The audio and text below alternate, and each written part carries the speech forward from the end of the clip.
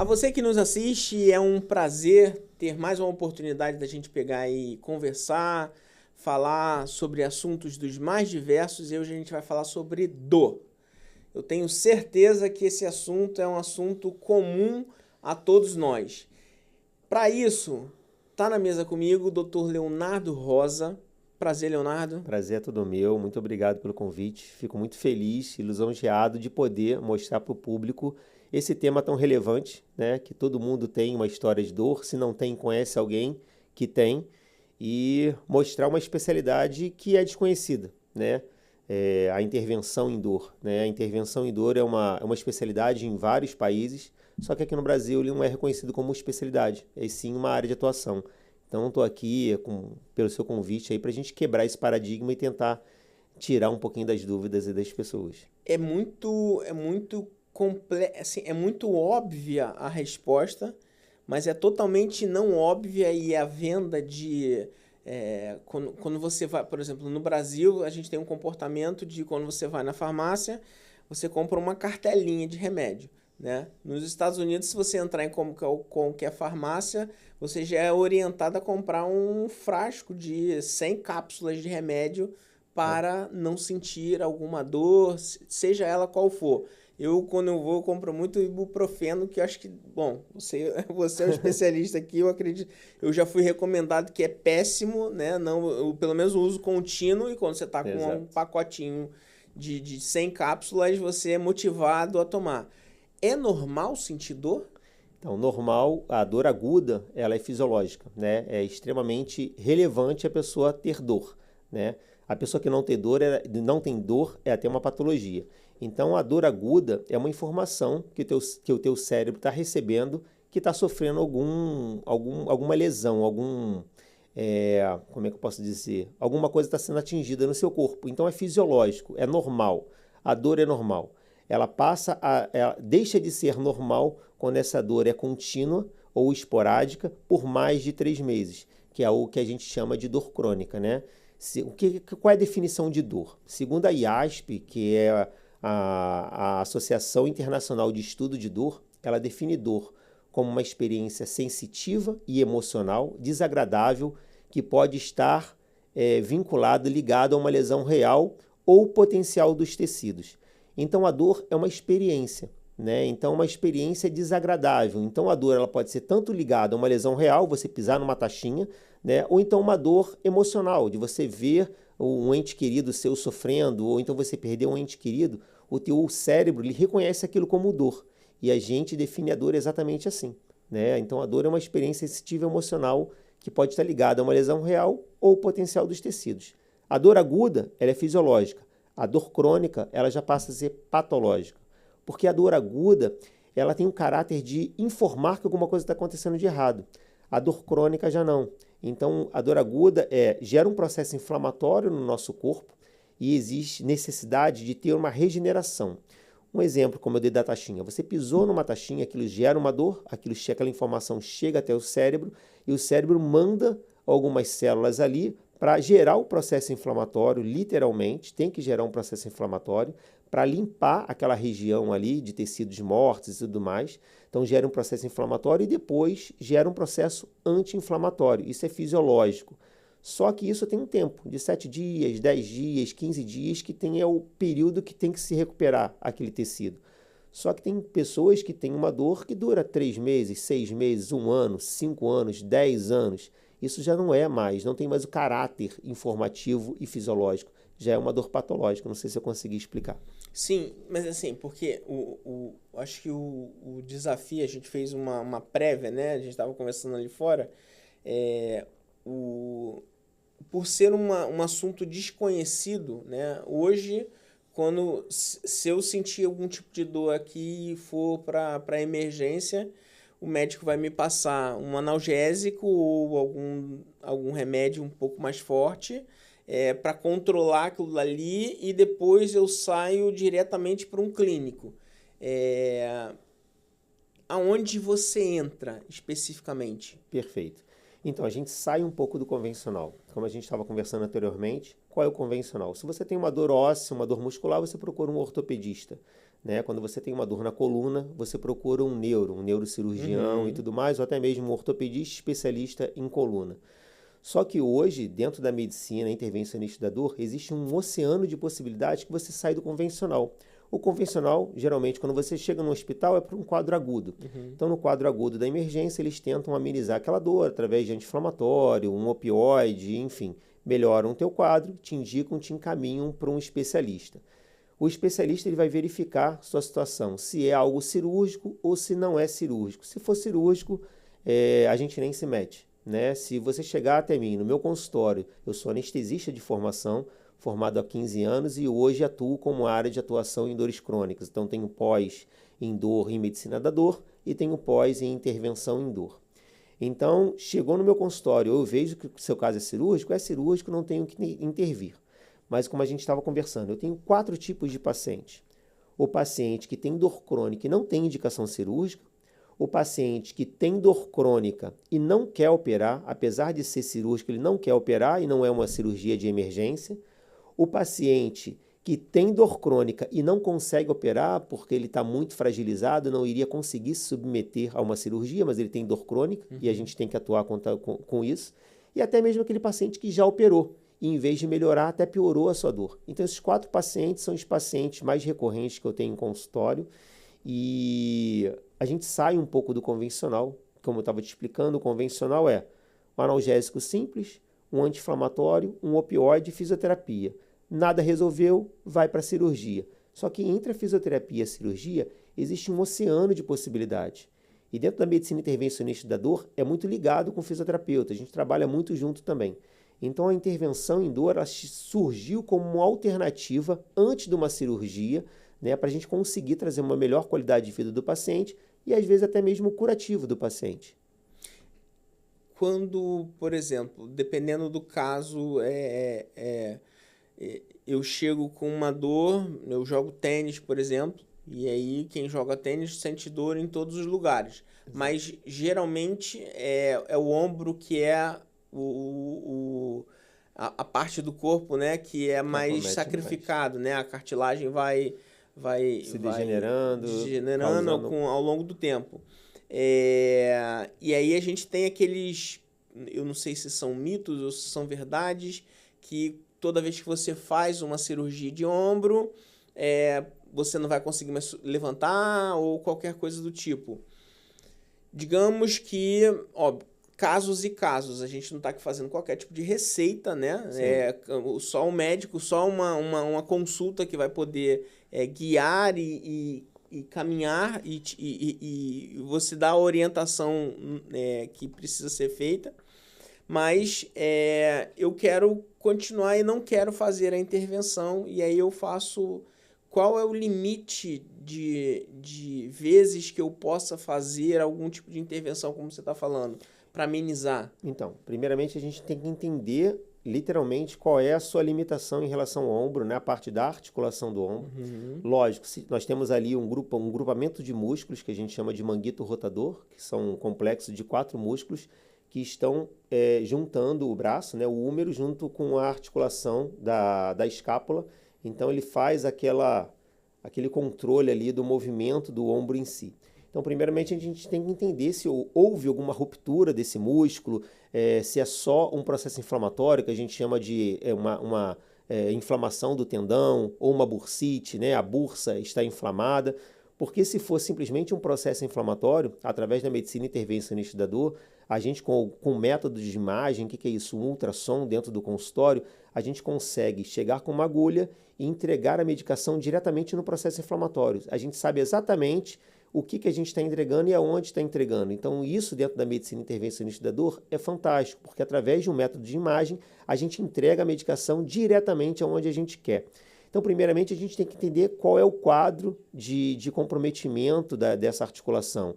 É uma degeneração, é um desgaste da articulação, onde a gente pode utilizar tanto a viscosuplementação, que é o ácido hialurônico.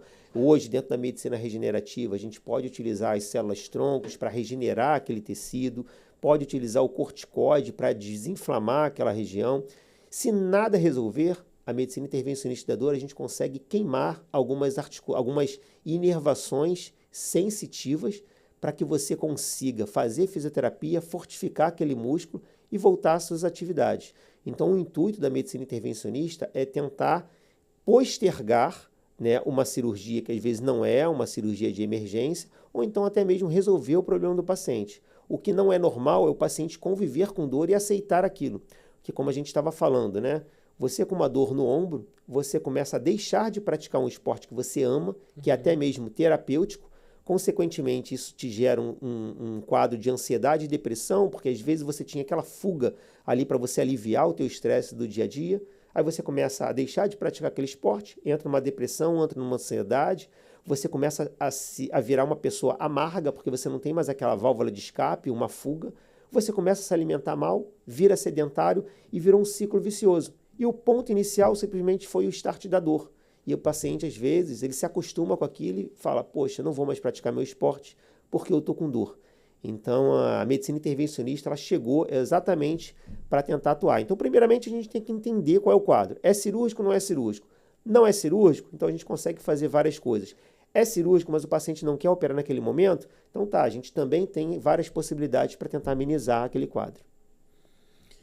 Por que uma dor crônica, no caso, como você colocou, ela é considerada uma doença e não um sintoma? Então, porque ela já saiu daquele cenário de informar para o teu cérebro, para o teu organismo, para regenerar, né? Porque, teoricamente, como eu expliquei, a dor aguda ele tem esse caráter informativo e fisiológico de gerar um processo para regenerar aquela lesão. A dor crônica já não, a dor crônica já é patológica. Eu trouxe até aqui 2 brinquedinhos aqui que eu gosto muito de mostrar para os meus pacientes, que é uma das principais causas de procura de consulta, né? Dor lombar e cervical, né? Que são as famosas hérnias de disco, que todo mundo fala tanto, né? Então, o que é hérnia de disco?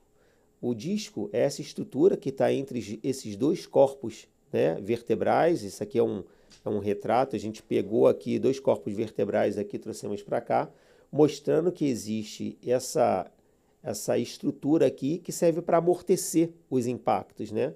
Isso aqui é a medula e aqui atrás nós temos as articulações. Com o passar do tempo, com fatores hereditários através de famílias que têm história de hérnia de disco, má postura, tabagismo, pessoas que fazem muitas atividades físicas de formas erradas, enfim, má postura, ele pode começar a acelerar essa degeneração do disco. Então o disco ele começa a perder altura. Então, a princípio, gera uma dor inicialmente aguda, o paciente está com uma dor aguda por uma degeneração do disco. No meio do disco, nós temos algumas estruturas aqui que são muito ácidas por causa de pouca vascularização. A partir do momento que esse meio ácido ele começa a ir para a periferia, ele vai causando algumas fissuras, que a gente chama de anel aqui. Então, vai causando umas fissuras, esse ácido ele vai estimulando algumas inervações, o paciente sente uma dor. Geralmente, aquele paciente que fica muito tempo sentado e começa a sentir dor nas costas. Então, geralmente, é uma dor de caráter de disco, discopatia.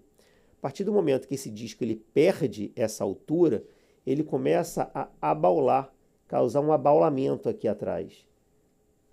A partir do momento que ele causa esse abaulamento, ele toca numa raiz nervosa. Tocando nessa raiz nervosa, ele pode gerar um sofrimento vascular. Então, o paciente, a partir do momento, dependendo do local da raiz nervosa que está sofrendo, ele começa a ter não só uma dor no local, mas também uma dor irradiada, onde a gente, dependendo, se for um corpo vertebral mais abaixo, L3, L5, S1, a gente chama de dor em nervo ciático, né? Aquela dor que vai para a perna até lá embaixo. Então, dependendo do corpo vertebral que tiver esse comprometimento, e a gente começa a sentir essa dor, entendeu? Não sei se eu consegui te explicar. Sim, aí a gente vai abrindo até para explicar. É uma dor local que um tratamento local resolveria e não resolvendo esse dor local. Por exemplo, eu vou procurar um médico para tratar um problema do ciático, que é o que todo mundo diz. Seria uma falta de informação, porque como eu citei, por exemplo, eu sinto a dor aqui que eu vou autoclassificar como uma dor do nervo ciático. Sim. Porque dependendo do local que eu liguei para minha mãe, que já tem um pouco mais de experiência, e ela, não, isso daí é ciático. Aí eu vou chegar na emergência, o médico vai... o médico, o plantonista lá, o que geralmente acontece é isso. Ele vai validar que aquilo é um ciático e ele vai me passar um analgésico. O que falta para a gente, de repente, porque é muito novo para que eu pudesse, talvez, já ali receber uma recomendação para que eu buscasse um médico da sua especialidade e não ou um ortopedista, não um neurologista? Então, existem muitos ortopedistas capacitados e neurocirurgiões capacitados que também trabalham com dor, que atuam com dor, né? Então, existe um cenário muito grande de tratamento para isso antes mesmo de um processo cirúrgico, né? Então, geralmente, o que é o básico convencional? Analgésico simples, anti-inflamatório, opioide e fisioterapia. Isso realmente é a parte mais convencional e geralmente eu converso muito com o paciente. Olha só, a gente pode começar aqui fazendo alguns usos de algumas medicações e também fisioterapia e a gente vai acompanhar através de 2, 3 meses para ver se teve melhor ou não. Existem outros medicamentos que a gente é até interessante colocar aqui, que a gente chama de medicamentos adjuvantes, que foram medicamentos com um propósito que foi descoberto que também serviria para outro fim, que é os antidepressivos e os anticonvulsivantes, né? A gente utiliza muito esses dois tipos de medicamentos porque foi verificado que esses dois medicamentos, eles também modulam a dor, eles diminuem a intensidade de dor que chega até o cérebro. Por que eu digo isso? Eu sei que é muito instantâneo, a gente beliscou aqui, rapidamente a gente já identifica isso como dor, mas existe um caminho a ser percorrido, né? E quando a gente belisca aqui, um neurônio é estimulado, chega até as nossas raízes nervosas. Aqui a gente tem um DRG, um gângliozinho, que ele pode aumentar o nível de dor, pode diminuir ou pode bloquear. E essas medicações, elas atuam exatamente nessa modulação, diminuindo a intensidade de dor que chega até o cérebro. Então, se essa dor não chegar até o cérebro ou chegar de uma intensidade menor, você já consegue trabalhar o paciente em outras características. Então, hoje nós temos analgésicos simples, anti-inflamatórios, os adjuvantes, que são os antidepressivos e os anticonvulsivantes, e fisioterapia, e opioide e fisioterapia. Isso é o mais convencional que nós temos. Nada resolveu, existe um oceano de possibilidades dentro da medicina intervencionista da dor, que são através de agulhas, de algumas infiltrações, queimando algumas inervações, utilizando a medicina regenerativa. Enfim, tem muita coisa que pode ser feita. Não sei se eu consegui te responder. Sim. Você é médico anestesista. Anestesista. A anestesia, bom, dentro da minha limitação de conhecimento, é o controle da dor em função face a um procedimento geralmente cirúrgico. Geralmente agudo, uma dor aguda, né? A gente bloqueia. É daí que vem a sua vocação ou essa sua virada de chave para isso? Então, eu sempre fui muito apaixonado pelo que eu faço. Eu acho que foi uma grande escolha que eu fiz. Eu sou uma pessoa muito imediatista, né? Eu gosto de resolver os problemas de imediato. E a anestesia, ela me trouxe muito isso. Às vezes o paciente chega ali com um quadro de dor, com um quadro ansioso, nervoso. Então, eu com medicações venosas ou então um bloqueio, eu consigo resolver o paciente ali na hora, o caso do paciente na hora. Só que eu senti um vazio, né? Porque aquele paciente não era meu. O paciente era do cirurgião. E depois que acaba o ato cirúrgico, o paciente ele vai embora, eu nunca mais vejo aquele paciente. Alguns ainda me adicionam na rede social, a gente tem grandes conversas, enfim, a gente tem a interação ali, mas aquele paciente ele não é meu, né? É o paciente do cirurgião, e o anestesista acabava sendo coadjuvante. E no decorrer da evolução, tenho 15 anos de formado, eu comecei a me deparar com alguns conhecidos meus que eram médicos da dor, intervencionistas da dor, e eu comecei a mergulhar um pouquinho mais nisso. E é uma especialidade, considerando dentro da medicina, é uma especialidade nova, existem vários procedimentos novos. Falei, poxa, eu consigo ter o paciente meu, consigo resolver muito de imediato alguns procedimentos do paciente e trazer uma qualidade de vida fantástica para o paciente. Então, poxa, é isso que eu quero. E hoje eu sou um apaixonado pela medicina da dor, o que meus professores da pós falavam e falam nos cursos que eu venho frequentando. Você faz na tua mãe? Então é isso que você tem que fazer com o paciente. Então vai muito disso, né? São procedimentos que eu faria na minha mãe, são procedimentos que eu faria no meu pai. Então a qualidade de vida, trazer isso. Então, dentro da área da medicina, a anestesia, eu sou apaixonado e agora eu venho me apaixonando porque acaba sendo uma extensão do que eu já fazia, né? A anestesia, a gente bloqueia, como eu te falei, uma incisão cirúrgica que você faz. Quando a gente faz uma raquianestesia, que todo mundo conhece, eu estou bloqueando o estímulo. O estímulo, vamos dizer que eu faço um bloqueio da cintura para baixo. Então, o estímulo de joelho, que você vai fazer uma cirurgia de joelho, aquele estímulo doloroso, eu bloqueei. Ele não deixei chegar até o cérebro, eu enganei o cérebro, né? Então, a anestesia ela já tem muita relação isso com as dores. E a medicina intervencionista da dor hoje chegou para me completar, podemos dizer assim, dentro da minha área. Quais seriam os tipos mais comuns dentro desse processo dei tempo para poder pegar e mudar. Quais são os tipos de dores mais comuns que você recebe hoje em dia? No meu consultório, as principais queixas são as dores lombares. Dores lombares e dores cervicais, que são geralmente por causa dessa degeneração do disco, né? Então, são as principais queixas que chegam no meu consultório. É isso e dor de joelho, né? A dor de joelho hoje vem sendo bastante requisitado, né? Então, eu atendo muitos praticantes de esportes, tanto de surf, kitesurf, lutadores, pessoas que gostam de treinar pesado nas academias, enfim. Então, essas são as principais queixas que chegam até mim e, graças a Deus, eu estou tendo ótimos resultados com esses pacientes. A gente tem um caso recente, o Thiago Nigro, Sim. né? Jogador de tênis, fez uma cirurgia e aí ele dá uma declaração no final, dentro de algumas declarações que ele deu, mas uma das declarações é que ele não vai conseguir mais jogar tênis, né? E aí ele faz uma lamentação ali por conta dessa não possibilidade mais, que ele uma reflexão para quem está assistindo e não tem o conhecimento médico, né? Nem tem o conhecimento clínico, que aproveite enquanto você pode, porque de repente de uma hora para outra você pode não e nunca mais pode fazer. Então, eu não sei do caso dele, não vi o caso dele, então vou estar falando aqui no chute, diante do que as redes sociais trouxeram, diante do que você está falando.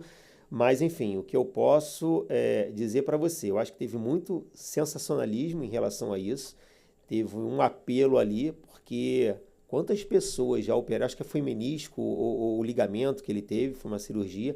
Então, uma cirurgia bem feita, óbvio que o paciente ele pode voltar a praticar suas atividades. Quantos jogadores de futebol já tiveram lesões ligamentares, lesão de menisco? Lutadores de jiu-jitsu, nós temos aí o Anderson Silva, que teve uma fratura gravíssima. Nós temos o Ronaldo, que teve ruptura de tendão, de patelar, né?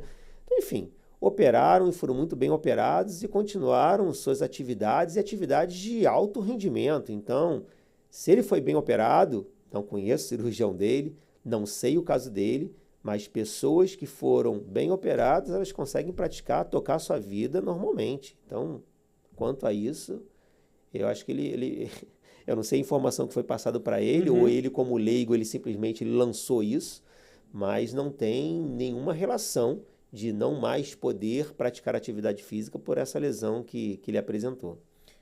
Você já respondeu, mas só para ficar como pergunta e que a gente gere um corte para isso, né? Como é que a gente consegue identificar o que é uma dor crônica e o que é uma dor normal? Tá. Se é que existe dor normal, né? Então, sim, a dor normal é a dor aguda, né? Então, é fisiológico. É importante que a pessoa tenha dor. A pessoa que não tem dor por alguma doença, num exemplo, uma neuropatia diabética, são aqueles pacientes que não têm dor. O estímulo de dor dela O paciente pode calçar um tênis com uma pedra dentro do sapato, dentro do tênis, e ele não sente que aquela pedra está ali e aquilo vai causando uma lesão. Isso é patológico, né? Então, é fisiológico. A pessoa tem que ter dor. A dor é muito importante, né? Então, você machuca o braço, cai alguma pedra aqui no seu braço. Isso é importante, porque eu estou mandando informação para o meu cérebro que eu tenho que tirar o braço dali, a mão dali, porque isso está causando uma lesão, e se eu deixar ali vai piorar. Então, isso é fisiológico. Só que existe um caráter ali de um tipo de informação. Eu estou informando o meu cérebro que eu preciso retirar aquele meu membro que está ali sendo afetado. Vai acontecer um processo inflamatório, que é fisiológico também. Vai acontecer um processo de regeneração, só que isso tem uma duração de 10 dias, 2 semanas, enfim, que isso é fisiológico, é importante que aconteça. Só que quando essa dor ela passa de 3 meses, já não tem mais um caráter informativo, já tem um caráter patológico. E a partir daí é uma dor crônica, é uma dor patológica que a gente necessita intervir.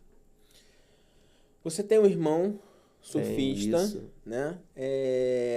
Pro surf especificamente, né? Que trazer a pauta mais para o lado do esporte, que é um esporte que exige muito do corpo, que é um esporte que, da mesma forma como o tênis, né, ou até mais, acredito que até o nível seja até muito mais intenso. Quais são as principais dores ali que existem e que podem ser controladas diante dos seus procedimentos? Perfeito. Então, as principais causas de dor no surf são dores lombares, são dores cervicais, até mesmo pelo próprio movimento de natação, de braçada para você entrar dentro da onda, e joelho, né? Então, dores lombares, cervicais, ombro e joelho é o carro-chefe das dores desses praticantes de surf, de esportes aquáticos como um todo, né? Então, a gente está falando de surf, kitesurf, wakeboard. Então, esses esportes que necessitam de uma mobilidade muito grande, ele acaba causando algumas lesões, mas eu quero deixar aqui muito claro, o esporte é extremamente importante e eu sou completamente adepto ao esporte, até porque eu sou praticante tanto de surf quanto kitesurf. O que a gente tem que minimizar é a dor. Se o paciente está com dor, a gente tem que tratar essa dor para ele continuar praticando esporte.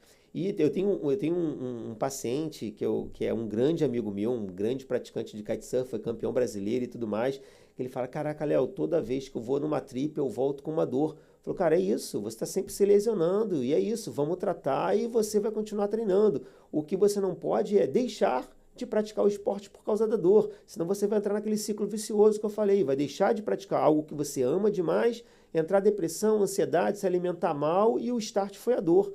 Então, praticante de esporte ele vai ter dor. Todo atleta, tem um atleta olímpico, jogador de futebol, qualquer esporte, qualquer atleta de alto rendimento ou não, que não seja de alto rendimento, ele vai ter dor. Um corredor de rua, ele vai ter dor de tornozelo, vai ter dor de joelho. Enfim, a dor ela está dentro do esporte. Então, o que cabe a gente é tratar essa dor para que o paciente tenha melhor qualidade de vida e melhore sua performance. A dor, então, ela não pode ser um ponto final para o exercício esportivo? Jamais. A prática esportiva. Essa eu acho que é a principal mensagem que eu quero deixar aqui, né? É que a dor não é um fim, né? A dor, ela pode ser tratada, todo tipo de dor tem tratamento, né? Então, todo tipo de dor a gente consegue atuar. Eu trato desde pacientes atletas, mas também pacientes oncológicos, né? Pacientes paliativos, pacientes que já estão no final de vida e estão sofrendo com muita dor. Então, existem vários recursos para que a gente consiga fazer, desde a parte medicamentosa até a parte intervencionista. Então, a dor não é um fim. A pessoa, o que é doente é aquela frase que todo mundo consegue, já ouviu, né? Ah, essa dor é da velhice. Ah, essa dor é porque a idade chegou. E a pessoa se acostuma com aquilo e leva aquilo como uma coisa normal. Só que aquilo não é normal. É uma dor crônica e tem tratamento. Especificamente sobre o paciente oncológico, né? Eu tive a oportunidade de fazer um documentário no último ano e avançou nesse ano, sobre uma paciente que teve um problema nesse sentido e aí por isso eu precisei fazer visitas a várias clínicas, a vários hospitais que fazem o tratamento. E eu me deparei ali com... Ela me avisou, ela falou assim, Bruno, dependendo do andar que você tiver, você vai... Se prepara que você vai se surpreender. E eu fui surpreendido por pessoas gritando de dores ali, que depois dá para imaginar o motivo. Para o paciente oncológico, esse tipo de tratamento pode trazer mais benefício absurdo. dignidade, né? Muito. Porque Dignidade. é algo, é quase um terrorismo psicológico. É difícil julgar, né? Mas não sei se é falta de conhecimento ou o não encaminhamento desses pacientes para um médico intervencionista de dor. Isso é uma negligência, eu vejo isso como uma negligência, porque existe tratamento sim, né? A gente tem uma escala, uma escada de, como é que eu posso dizer, da ANS de tratamento de dor, né?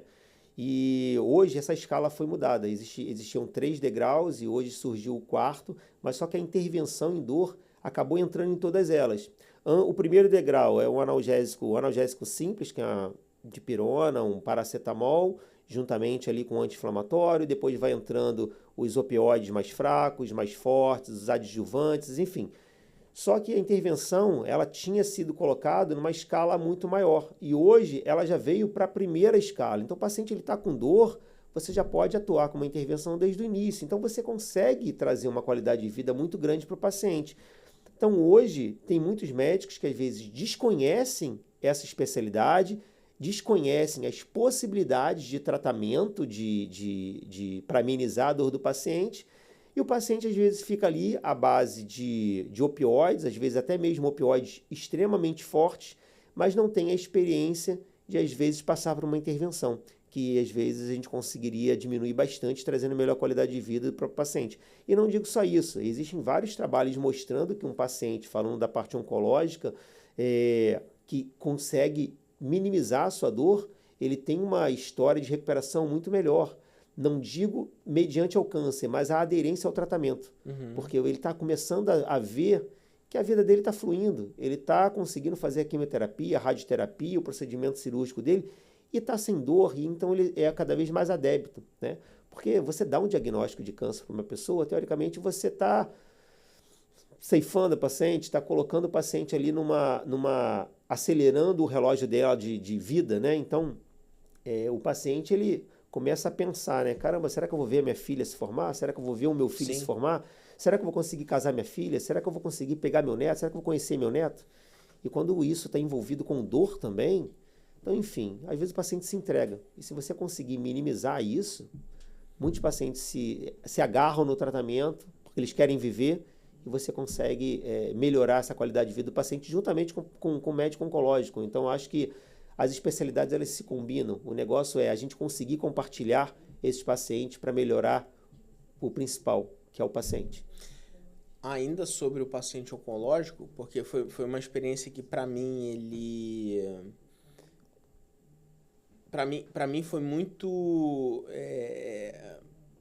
Marcante, me marcou, né? muito, porque o meu pai já passou por dois processos de câncer.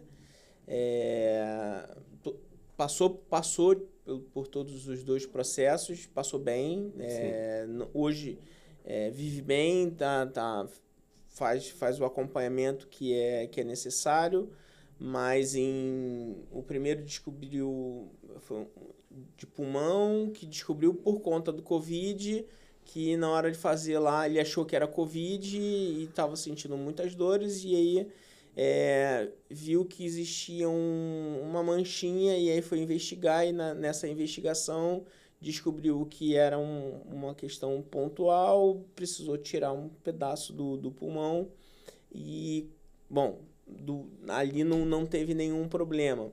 depois teve em outra região, também diagnosticado que não foi nada, que uma coisa não teve nada a ver com a outra, Sim. pelo menos foi o que oncologista o oncologista passou, mas depois, e aí nesse ano, quando eu me deparo nessa produção e eu visualizo ali, a minha pergunta seria, quando eu estou em um andar, e aí a única coisa que eu conseguia me imaginar era isso.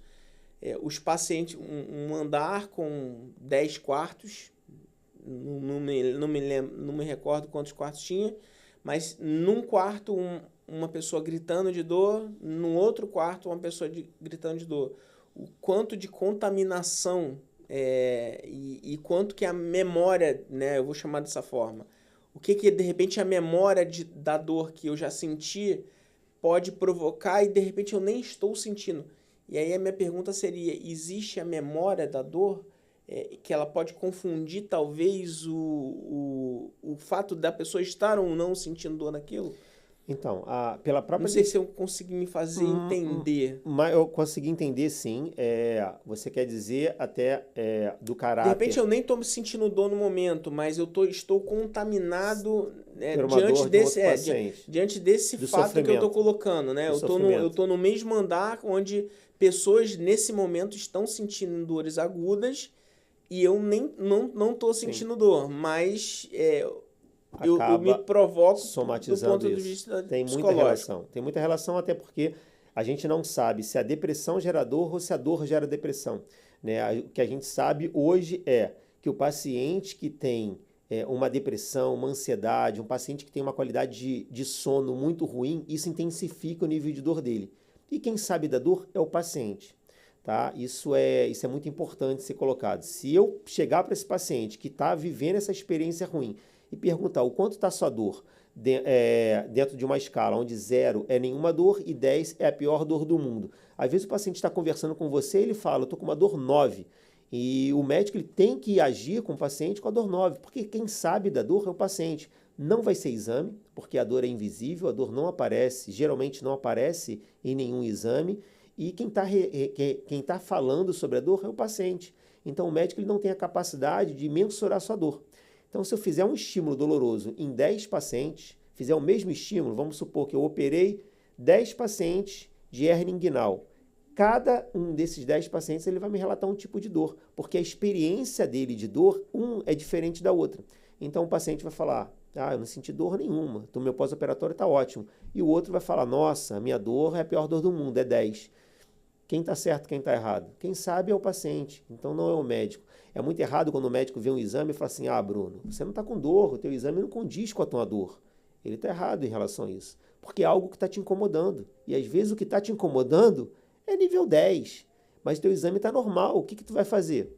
O médico tem que acreditar na tua dor e tratar a dor que você está referindo. Eu estou com uma dor aqui, assim, assim, assado, o que a gente pode fazer? Aí abre o oceano de possibilidades.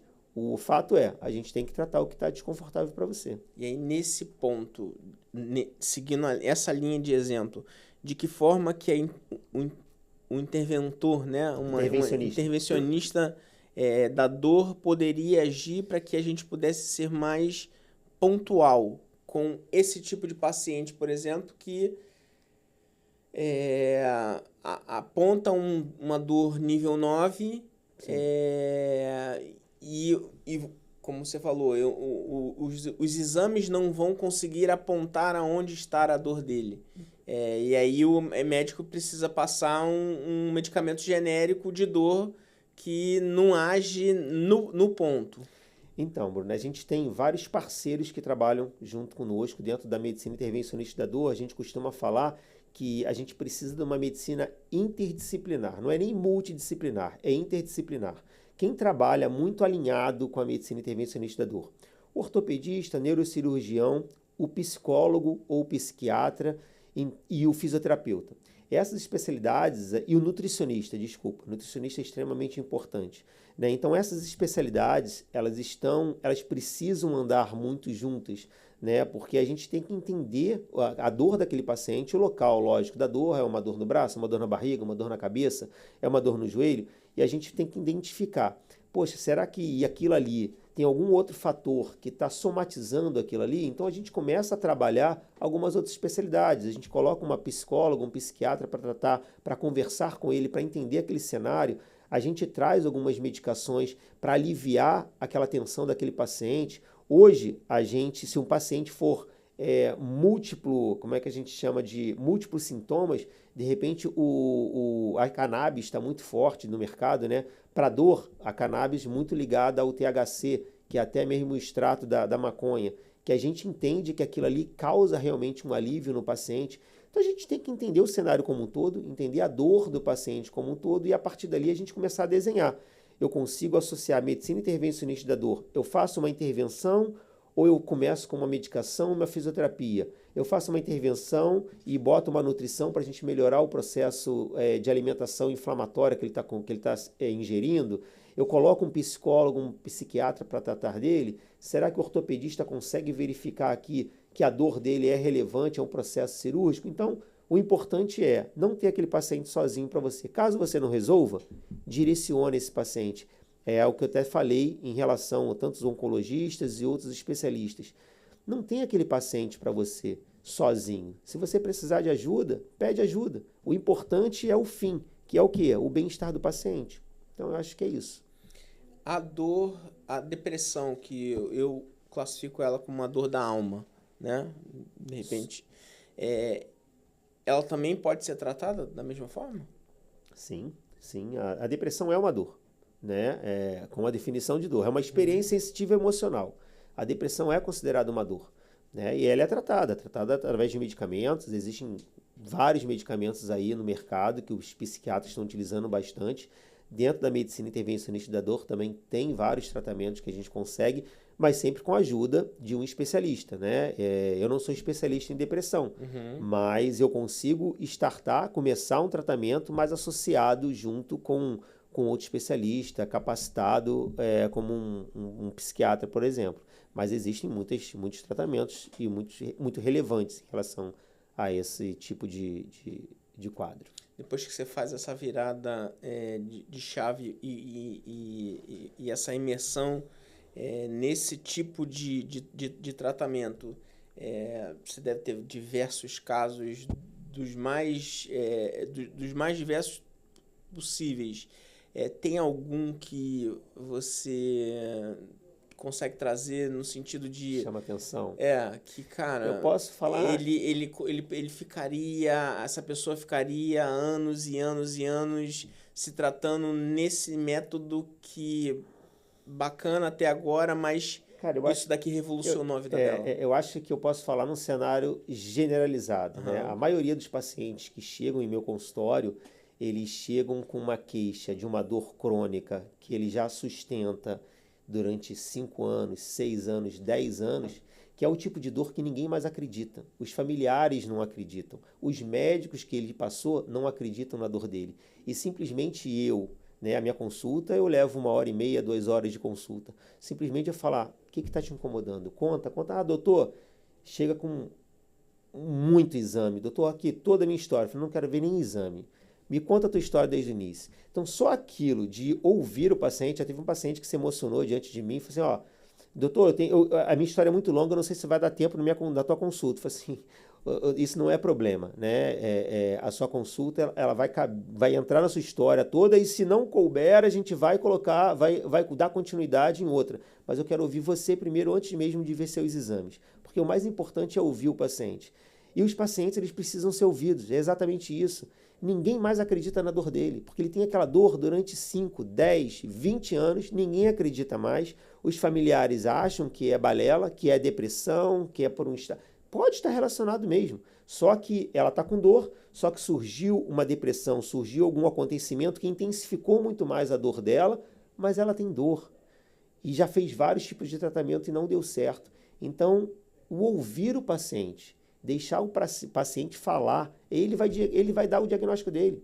Não é tão complicado, é simplesmente dar o ouvido ao paciente, a gente entender aquele cenário e tentar ver se através da intervenção a gente consegue resolver, se é através de uma medicação ou se é associar com outras especialidades. A medicina intervencionista da dor, um grande professor meu que é fantástico, eu faço até questão de falar que eu tive ótimos professores, né? Eu fiz pós e estou acabando ainda de conclusão de uma especialidade que eu sou apaixonado, que é dentro do grupo Simpen, da Singular, é o Pain Master, que são professores renomados, conhecidos no mundo todo, e é que ele fala muito, ele coloca muito isso. Ele fala, Léo, a dor, ela mostra a característica, a pior característica de uma pessoa, né? Então a dor, quando o paciente está com dor, geralmente é aquele paciente mal-humorado, é aquele paciente que não tem uma boa qualidade no trabalho, é um paciente que não consegue exercer a sua melhor função de pai, não consegue exercer a sua melhor função de mãe, não consegue dar o seu melhor de si, e as pessoas têm ele como um cara brabo, um cara agressivo, mas ninguém sabe da dor dele. Eu digo de dor em relação a tudo, né? Sim. Até mesmo uma dor consequência de estresse emocional, porque tem que pagar a conta no final do mês. Aquilo é dor. O cara tá depressivo, o cara tá doente, o cara tem que correr atrás do dinheiro, o cara tá sofrendo uma dor física realmente, o cara tá separando, a mulher tá com raiva do marido, descobriu uma traição, isso tudo é dor, né? Então é isso, a dor, ela mostra a pior face de uma pessoa, e o simples fato de você conversar com a pessoa, entender a pessoa e abrir um leque de possibilidades. Vamos começar aqui o tratamento, tentar buscar o melhor desenvolvimento para melhorar sua qualidade de vida. Eu acho que a dor é um start que começa um ciclo vicioso, mas se a gente parar essa dor, a gente consegue trazer muita qualidade de vida para esses pacientes. Existe uma cura emocional junto da cura física? Existe muito. E tem que andar em paralelo. Se a gente entender, interpretar, né? Isso é um assunto extremamente polêmico. Tem alguns professores que não acreditam. Eu ainda não tenho experiência suficiente para falar sobre. É um assunto extremamente polêmico, que é em relação à dor que... Não sei nem se eu devo falar aqui. Que é a famosa... Até me fugiu o nome aqui da... Corta aí um pouquinho aí, deixa eu pensar aqui. Que é aquela dor que todo mundo fala, dor em várias articulações, é a... Calma aí.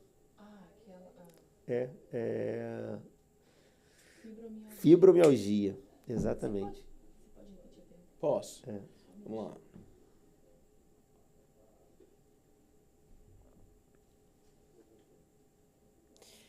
Existe uma cura emocional junto da cura física? Total.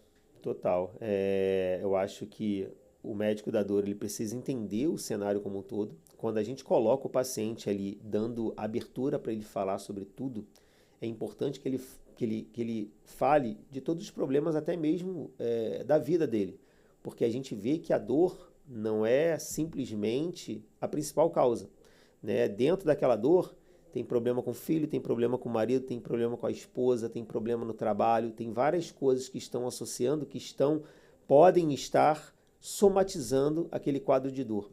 Tem um grande professor meu, cara, que virou amigo meu, que ele não acredita, isso é muito polêmico, tá? Na doença fibromialgia. Existem congressos que se discutem sobre a fibromialgia, né? A fibromialgia nada mais é do que uma doença de exclusão. Quando você tem uma dor em algumas articulações e isso envolve uma baixa qualidade de sono do paciente, o paciente tem os exames completamente normais, quando o médico não consegue fechar um diagnóstico, ele taxa o paciente como fibromiálgico. E esse grande professor meu, um cara renomado, conhecido internacionalmente, ele deu vários exemplos. Léo, eu já fiz várias intervenções nesses pacientes fibromiálgicos que tem essa taxação de fibromiálgico e ele melhorou da dor e acabou a fibromialgia dele. É muito polêmico, eu não tenho ainda a capacidade de falar se eu acredito ou não acredito na fibromialgia, eu simplesmente trato. Mas eu acho que você taxar um paciente como fibromialgia, ele leva isso para o resto da vida dele. E ele se condena porque é uma doença que não tem cura, tem controle. E quando você chega no médico e fala, doutor, eu tenho fibromialgia, o médico já recebe aquilo como, opa, é um paciente que não tem tratamento. Então tudo que eu vou fazer para ele não vai resolver. E se o tratamento não der certo, ele vai falar, Bruno, pô, você tem fibromialgia, então qualquer medicação que eu faço para você não resolve. Bota a mão no paciente, conversa com o paciente. Às vezes você faz uma intervenção no paciente, você melhora o casamento do paciente, você melhora a busca por um esporte, você melhora a qualidade de vida do paciente como um todo. Enfim, então, trabalhar tanto a lesão física e a mental em paralelo é extremamente importante. Então, eu costumo falar que eu tenho grandes parceiros, nutricionista, fisioterapeuta, um bom psicólogo e uma intervenção em dor, eu acho que é isso. Trata tanto a parte mental quanto a parte física. Não sei se consegui te responder. Perfeito. E uma das coisas que eu vou colocar como de tantas, mas que mais me chama atenção aqui é quando você fala que você faz questão de conversar com o paciente 1h30, né? 1h30, 1 hora, não determinados. Você faz questão de ouvir. Né? Que acho que é uma das coisas que a gente tem maior deficiência. Aí quando eu estou falando a gente, eu estou generalizando mesmo todos. Porque eu venho, a minha formação é uma formação técnica, né? Eu venho da área de tecnologia e eu vou para a área comercial e eu tenho negócios dos mais diversos que a gente se aproxima inicialmente para que eu possa de repente atender uma dor sua, né? E não que você tenha qualquer tipo de dificuldade de atendimento, mas que eu possa somar dentro da produção, dentro da apresentação do seu negócio, das suas especialidades, dentro daquilo que eu ofereço como serviços e soluções. O que eu posso somar para você? E aí, a primeira coisa que eu falo para você é o que você acabou de falar para mim que você faz com seus clientes. Eu faço isso com todos os meus clientes. O meu próximo cliente que entra nessa sala, eu fiz isso com ele. Eu sempre gosto de ouvir a história, porque dentro da história é que a solução sempre está dentro da história. É isso. Então, eu costumo falar exatamente isso. É o paciente que vai me trazer o diagnóstico. É ele que vai falar o que está acontecendo. É só você ter a oportunidade de deixar ele falar. Ele vai contar a história, desde quando começou, como é que está a evolução, até onde ele chegou, até chegar ao meu ponto. Eu não quero nem ver o exame agora. Como a gente fala, os exames são exames complementares, é para complementar, não é o exame que fecha um diagnóstico. O que vai dizer meu diagnóstico é o paciente. O exame ele só vai servir para eu descartar algumas outras possibilidades ou então fechar o diagnóstico que eu constatei ali mediante uma boa anamnese, um bom exame físico do paciente. É isso, é dar ouvidos.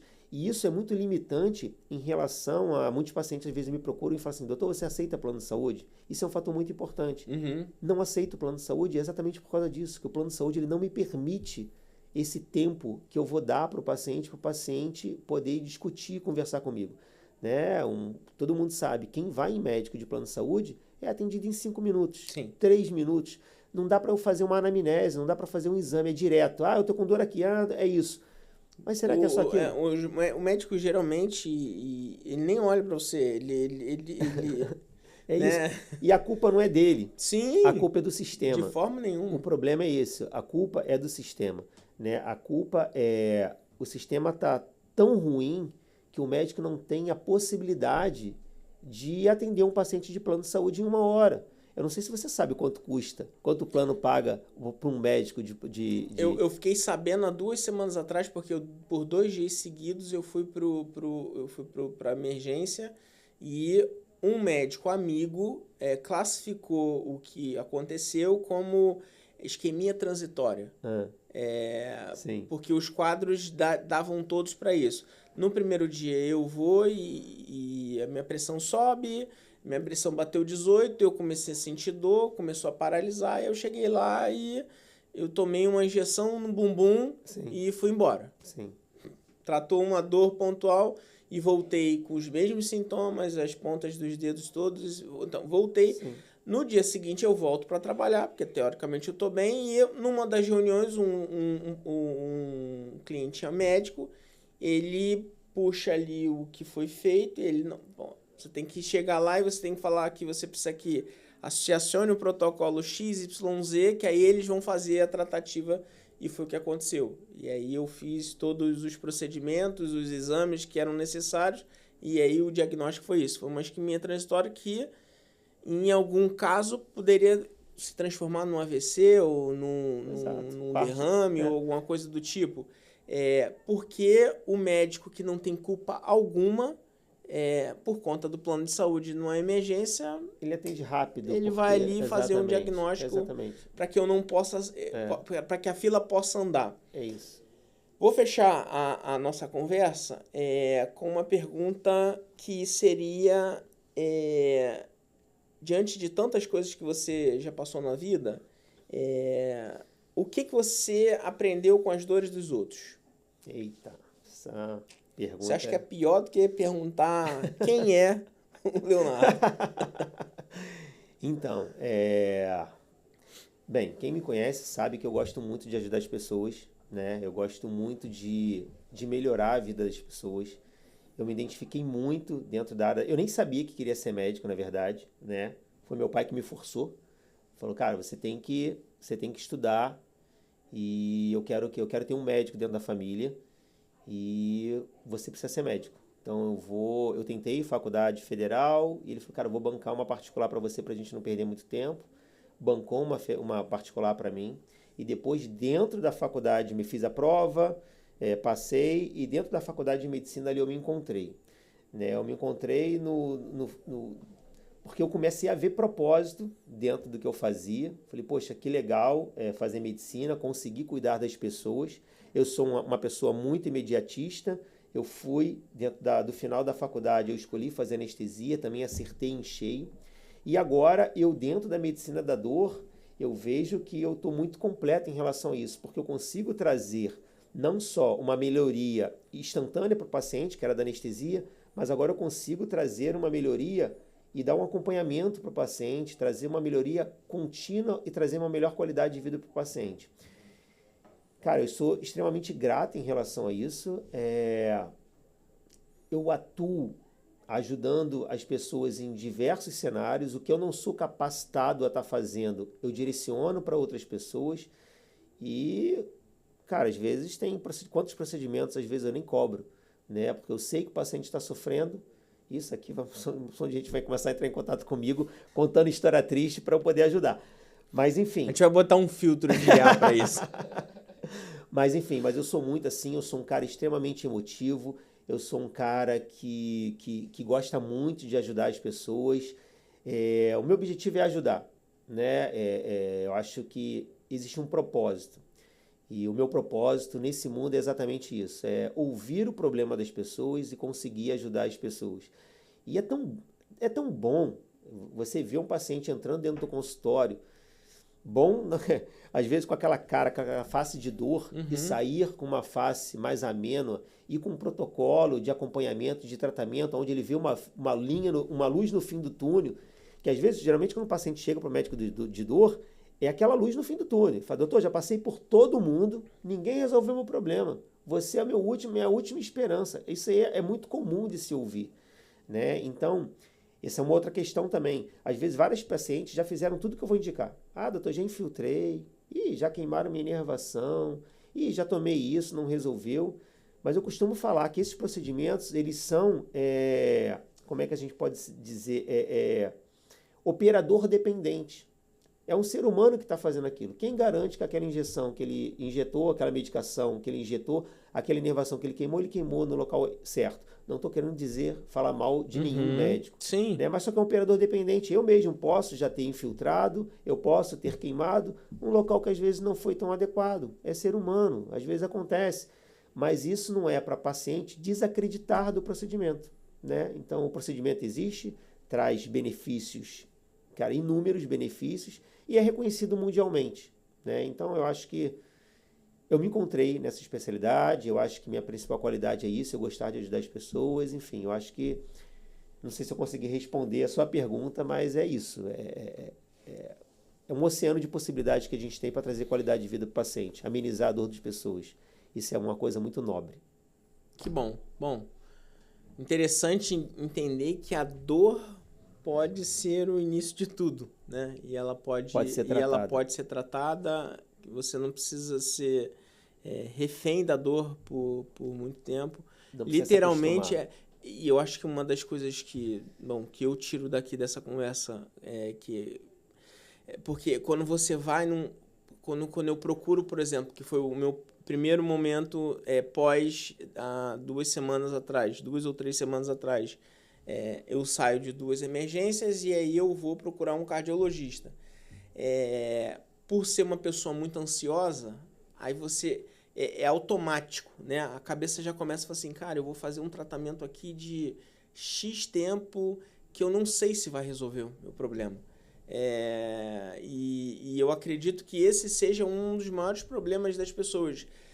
Que quando eu tenho um atendimento que ele, por mais que ele, como você falou, num exemplo da medula ou da hérnia de disco, ele não vai resolver definitivamente o problema, mas eu vou ao médico e eu vou conseguir uma solução para aquilo que eu quero.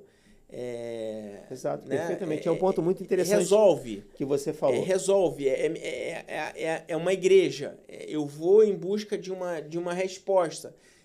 Eu resolvo, eu tenho uma resposta que amenize o meu sofrimento naquele momento. É diferente de um tratamento longo que não traz uma solução. Perfeitamente. Em relação a essa colocação que você fez, a dor é crônica. Então, o paciente, às vezes, tem uma dor durante 5, 6, 10 anos. E eu não sou aquele médico charlatão que fala que eu vou resolver isso em uma consulta, né? Então, existe um tratamento, existe um acompanhamento, existe muitas coisas que a gente pode vir a fazer. Então, não é com uma simples agulhada, com uma simples injeção que a gente resolve o problema. A gente traça um plano de tratamento e a gente tenta resolver step by step, né? A gente faz alguma coisa, a gente observa, faz uma fisioterapia, vê se melhorou ou não melhorou, a gente vai para outras alternativas minimamente invasivas, não é nada cirúrgica, é tudo minimamente invasiva para a gente tentar resolver a questão do paciente, né? E a questão da hérnia de disco que você estava citando aí, que eu estava tentando lembrar aqui para não deixar passar em branco. As hérnias de disco, 70% das hérnias de discos, elas são reabsorvidas. Então, elas não precisam ser operadas, né?